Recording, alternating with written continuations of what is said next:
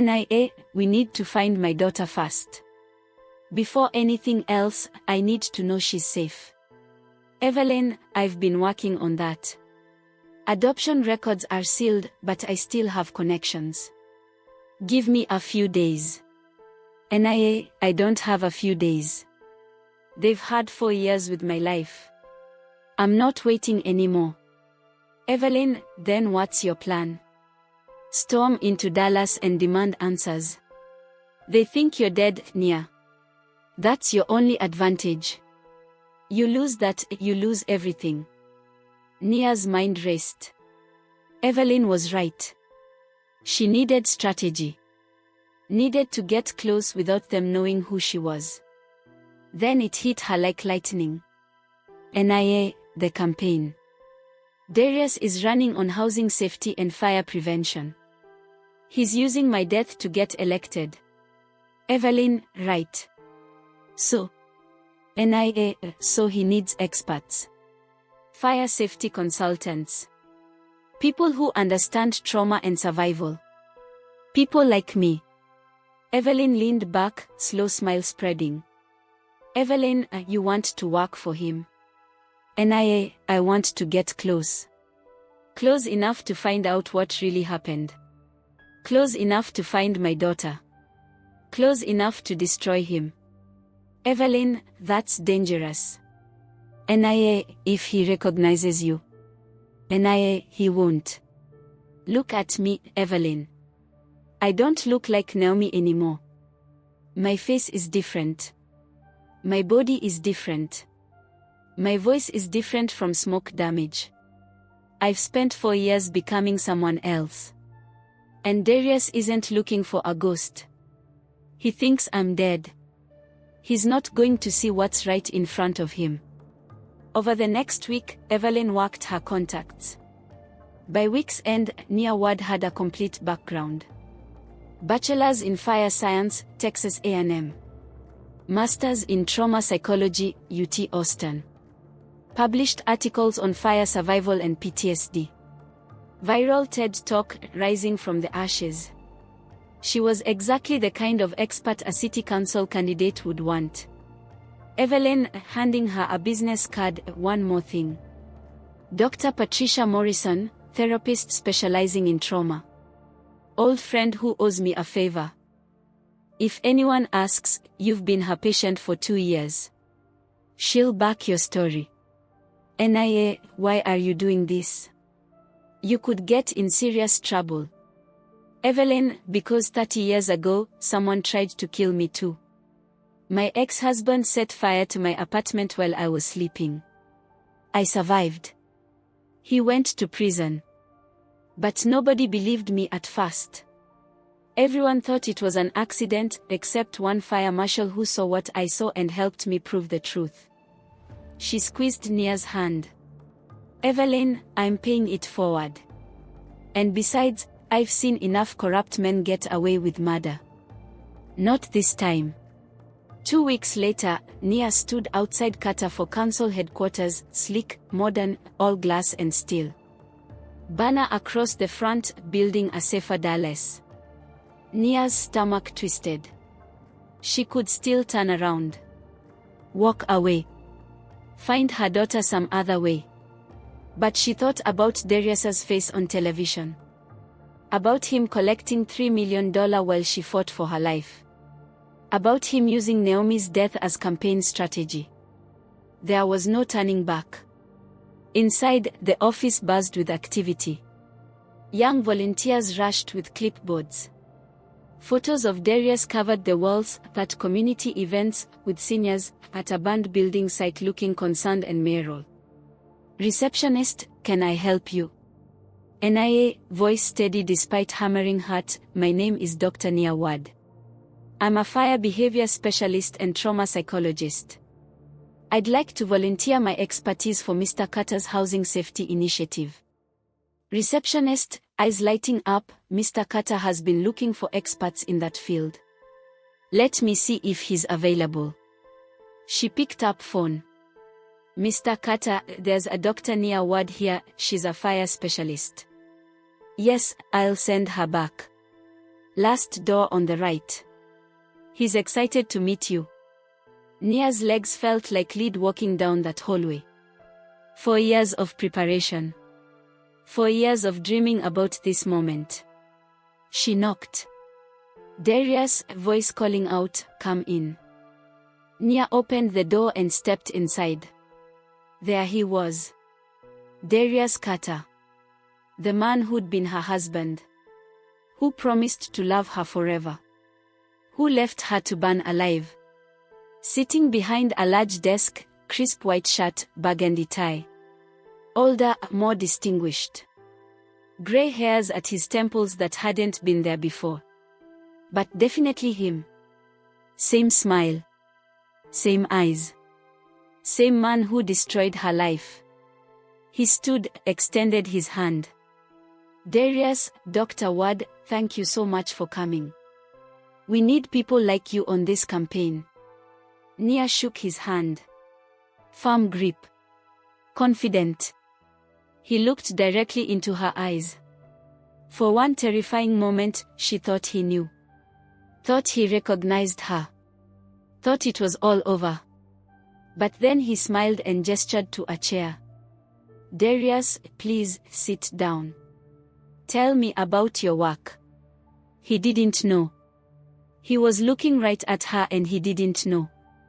"Nia, breathing steady, expression professional, I specialize in fire behavior and the psychological impact of fire-related trauma. I survived a major fire myself several years ago, which led me to this work. I help survivors rebuild their lives while consulting on fire prevention and safety protocols." Darius, the expression becoming somber, "I understand loss from fire all too well. 4 years ago, I lost my first wife and our unborn daughter in a house fire. It was the worst night of my life." Liar, Nia thought. Murderer. But her face remained sympathetic. "Nia, I'm so sorry for your loss. That must have been devastating." Darius, "It was. But it's also what drives me now. I want to make sure no family has to go through what I went through. That's why housing safety is the cornerstone of my campaign." "Nia, that's a beautiful mission. I'd like to help however I can."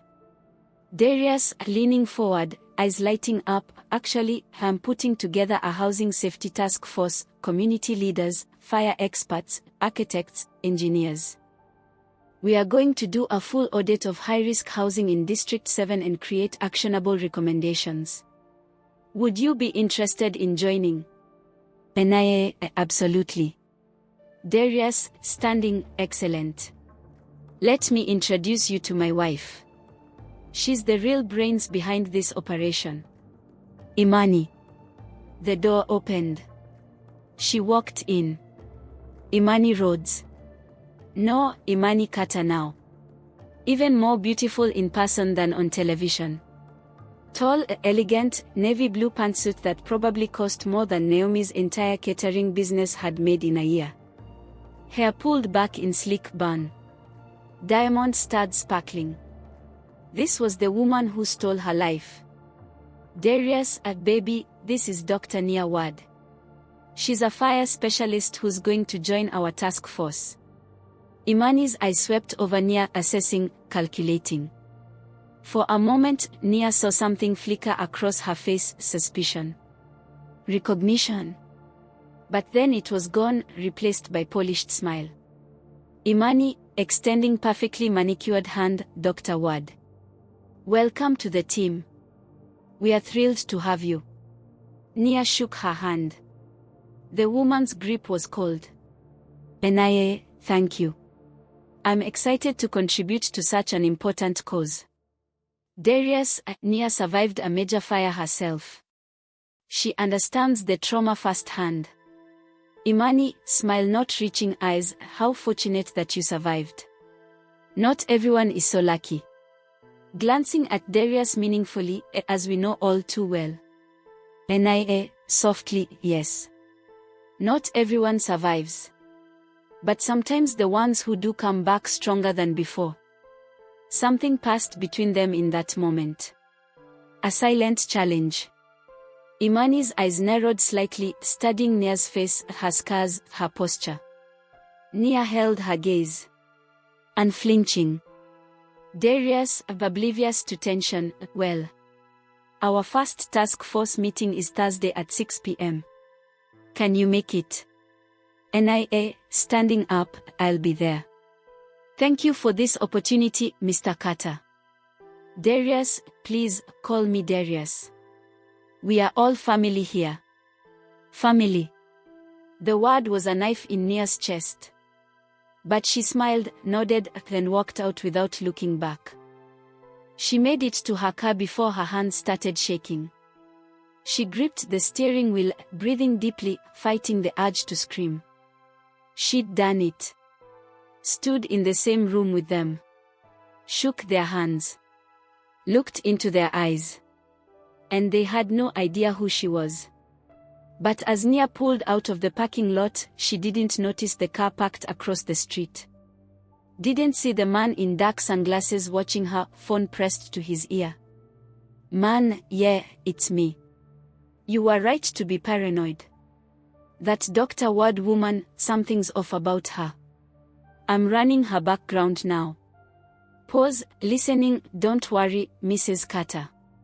If she's not who she says she is, I'll find out. That's what you pay me for. He hung up and took a photo of Nia's license plate as she drove away. Inside the campaign office, Imani stood at the window watching Dr. Ward's car disappear into traffic. Darius had gone back to his desk, already on another phone call, completely unconcerned. But Imani couldn't shake the feeling something was wrong. That woman's eyes. The way she'd looked at Darius. The way she'd said, sometimes the ones who do come back stronger than before. Imani pulled out her phone and dialed a number she hadn't called in 6 months. Imani, Silas. Silas, a voice on other end, I'm listening. Silas Rhodes, Imani's childhood friend. Former arson investigator turned private fixer. The man who cleaned up problems that needed to stay buried. Imani, there's a woman. Dr. Nia Ward. She just joined Darius's campaign. Ran a full background check, and I mean full. I want to know everything about her. Where she came from, where she's been, everything. Silas, you think she's a problem? Imani, I think she's familiar. And familiar is dangerous. Silas, give me 48 hours. If there's anything to find, I'll find it. Imani hung up and stared at her reflection in the window. She'd worked too hard to get here. Sacrificed too much. She wasn't about to let some scarred-up fire expert ruin everything. But deep down, in a place she didn't like to acknowledge, Imani felt something she hadn't felt in 4 years. Fear. Because if Naomi Garrett had somehow survived that fire, if she'd somehow come back, then everything Imani had built was about to burn to the ground. And this time, there would be no escaping the flames. 48 hours later. Nia sat in a coffee shop 3 blocks from campaign office, laptop open, pretending to work. The task force meeting was tonight. She'd be in the same room with Darius and Imani for 2 hours. Stay focused. Stay calm. Stay invisible. Her phone buzzed. Text from Evelyn found her. Nia's heart stopped. She called immediately. Nia, what did you say? Evelyn, voice tight with emotion, your daughter. I found her. Her name is Harper. Harper Bennett. She's 4 years old. Adopted by Marcus and Jennifer Bennett, couple in North Dallas. They own a bookstore. Good people, Nia. Really good people. Nia couldn't breathe. 4 years old. Her baby was 4 years old. She'd missed everything. First steps. First words. First birthday. Everything. Nia whispered, where is she? Evelyn, I'm texting you the address now. But Nia, listen. You can't just show up. You can't disrupt her life until you know what you're doing. She's happy. She's safe. She doesn't know you. Nia, she's my daughter. Evelyn, I know. But right now, she's their daughter too. And if you want her back in your life, you need to do this right. Finish what you started with Darius and Imani. Get justice. Get the truth. Then we'll figure out how to reunite you with your little girl. I promise. Nia hung up and stared at the address, 2847, Meadowbrook Lane. Her daughter was living on Meadowbrook Lane. Just 15 minutes away. She stood, grabbed her keys, and drove. She couldn't help it. She had to see her. The Bennett home, a modest two-story with white picket fence, garden full of sunflowers. Swing set in backyard. Small pink bicycle with training wheels leaning against front porch. And there, in the front yard, a little girl.